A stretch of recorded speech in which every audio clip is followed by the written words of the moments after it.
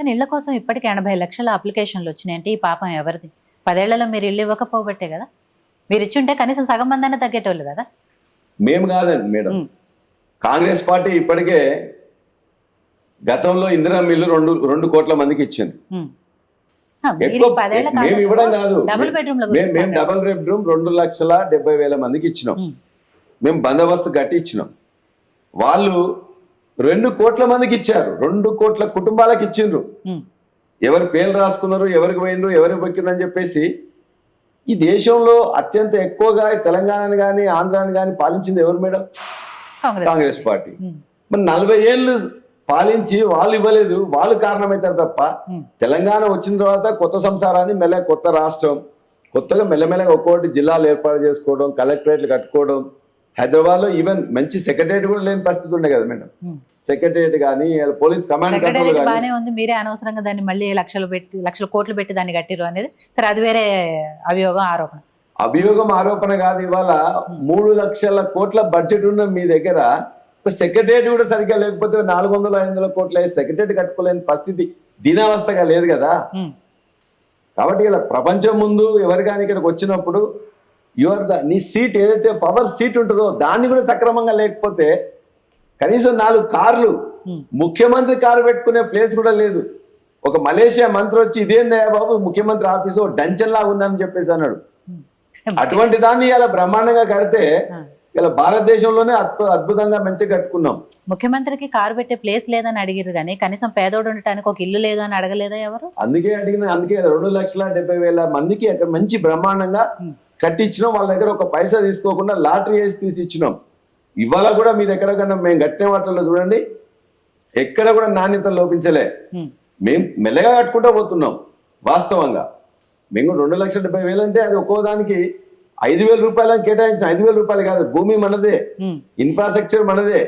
దాని తర్వాత 5 లక్షల తర్వాత దాని మీద కావాల్సిన కొన్ని సిమెంట్, మిగతా కూడా స్టీలు తక్కువ ఇప్పించేసి మనం కట్టించినాం. వాళ్ళు కట్టలే, మనం కట్టించి వాళ్ళకి ఇచ్చినాం. వాళ్ళు ఇవాళ ఏమంటున్నారు, 5 లక్షలు మీకు ఇస్తాం, 1,00,000 రూపాయలు ఇస్తాం, మీ యొక్క భూమి ఉన్నట్లయితే మీరు అలా కట్టుకోండి అని చెప్పేసి వాళ్ళు ఇస్తా అంటున్నారు. మేము అట్లా చేయలే, మొత్తం కట్టి వాళ్ళకి అప్పచెప్పినాం. 2,70,000 మందికి అతి తక్కువ సమయంలో కట్టినాం. ఇంకా కట్టాల్సి ఉంటుంది అంతే తప్ప కానీ మొత్తం ఇంకొక నిజమైన అవసరాలు వస్తే ఎంత వస్తే చూడాలి. సో ఇప్పుడు మొత్తం ఎక్కడ తెలంగాణ రాష్ట్రంలో చూసినా హైడ్రా గురించే చర్చ జరుగుతోంది.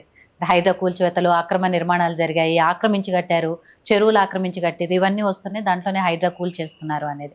గతంలో మీ కాలేజీలకు సంబంధించి కూడా నీలిమ కాలేజీలు కూడా కూల్చేస్తారు అని ఇవన్నీ కూడా వచ్చాయి. ఇప్పుడు కూడా నల్లమల్ల రెడ్డి కాలేజెస్కి సంబంధించి కూడా కూలుస్తున్నారు. ఇలాంటివన్నీ వచ్చాయి. హైడ్రా గురించి చెప్పాలంటే అసలు ఏం జరుగుతుంది? ఇవాళ నిర్మాణాలు అక్రమంగా ఇవన్నీ కాదు, అన్ని ప్రభుత్వాల నుంచి కూడా అట్లనే వస్తున్నాయి. కేసీఆర్ గారి ప్రభుత్వంలో ఏదైతే వచ్చిన 2014-15 సంవత్సరంలో అయ్యప్ప సొసైటీలో కొన్ని 100,000 ఇల్లు వస్తే దాని మీద మేము నోటీసులు ఇచ్చి చేసినట్లయితే కోర్టులు కొన్ని అడ్డంకులు సృష్టించినాయి. ఆ తర్వాత మేము చెప్తే కూడా వాళ్ళు ఏమన్నారు, ఇదే రేవంత్ రెడ్డి ఆనాడు ఏం మాట్లాడండి, ఒకవేళ పేదవాళ్ళు కానీ మిగతా వాళ్ళు కానీ కట్టుకున్నట్లయితే మీరు కూలగొట్టడమేంది, దాన్ని మొత్తాన్ని కూడా నేషనల్ వేస్ట్, మీరు వాళ్ళ దగ్గర నుంచి ఎంతో కొంత డబ్బులు వసూలు చేసి దాన్ని చేసి ఇంకోసారి ఇప్పుడు జరగకుండా చూడండి. ఇవాళ అదని ఒక వాదన. ఇంకోరు ఆంధ్ర ప్రాంతం వాళ్ళే అక్కడ ఎక్కువ కట్టుకున్నారు కాబట్టి వాళ్ళ మీద మీరు కూలగొడుతున్నారని చెప్పేసి రెండవ వాదన. కాబట్టి ఈ విధంగా అనేకం చేశారు. అందుకే ఆనాడు చెరువులన్నిట్లలో కూడా ఎక్కడ కూడా ఇవాళ కొత్తగా వచ్చినాయి, కొత్తగా ఇవాళ ఆక్రమణలు మొదలు కాలే.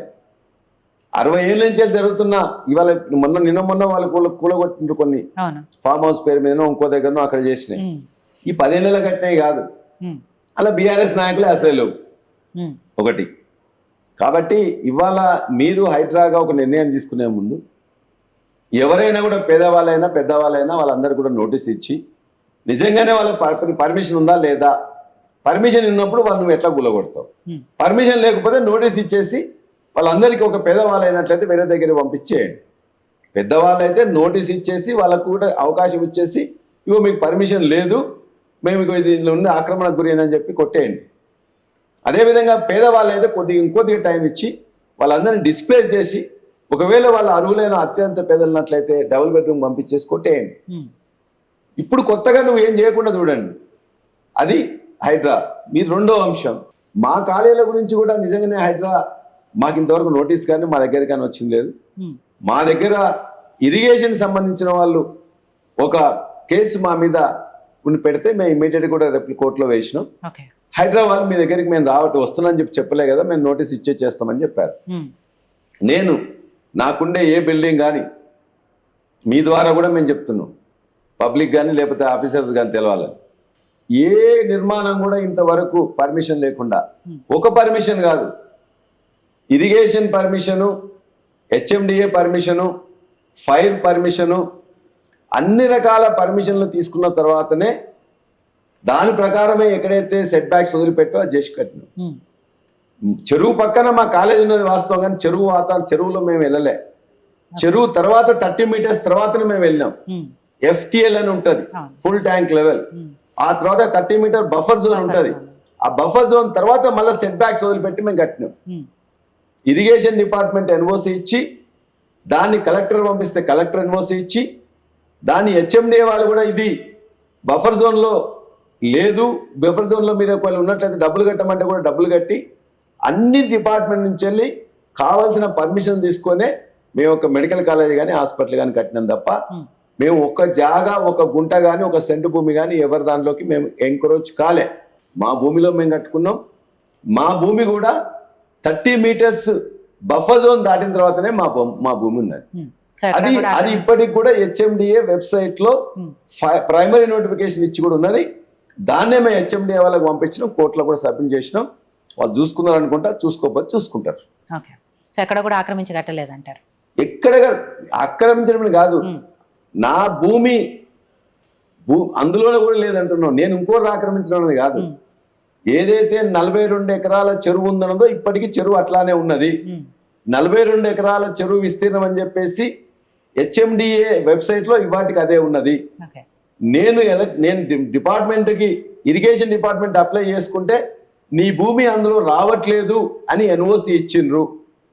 అక్కడున్న మొత్తం ఆఫీసర్లు కానీ ఇవాళ కాదు, 2017 కంటే ముందు నుంచే, 2024 ఇది. మేము పర్మిషన్లు తీసుకొని కన్స్ట్రక్షన్ చేసి ఓసీ తీసుకొని పిల్లలు అన్ని ఉంటున్నారు ఇప్పుడు.